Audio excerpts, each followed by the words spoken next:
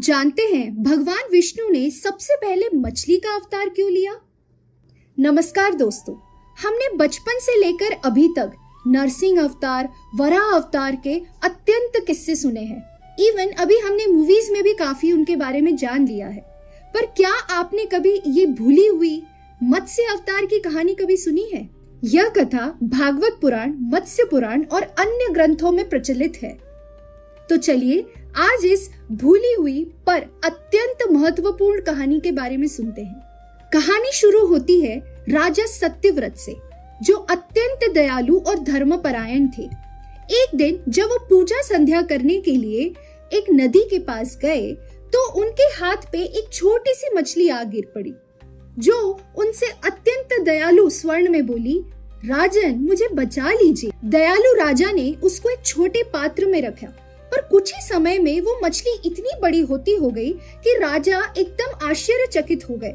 और फिर राजा ने उसको बड़ा से बड़े जलाशय में रखना शुरू किया।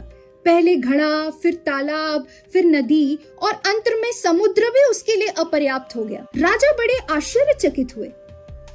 उन्हें ज्ञात हुआ कि यह कोई मामूली मछली नहीं है।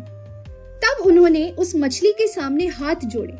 तब उस मछली में से प्रकट हुए भगवान विष्णु और उन्होंने कहा, राजन मैं तुम्हारी सेवा से अत्यंत प्रसन्न हुआ हूँ। इसके बाद भगवान विष्णु ने राजन से कहा, राजन बहुत जल्द एक महाप्रलय आने वाला है और ये जल प्रलय पूरी पृथ्वी को डुबा देगा।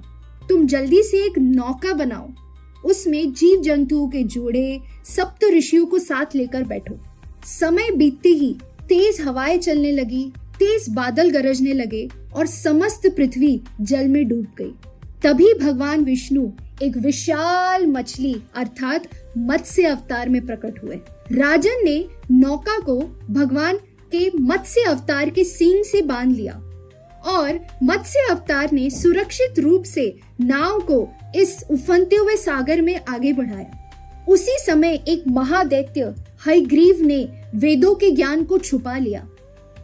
भगवान के मत्स्य अवतार ने उसे पराजित किया और वो वेदों का ज्ञान ब्रह्मा जी को सौंपा और सृष्टि का संपूर्ण ज्ञान सुरक्षित कर लिया।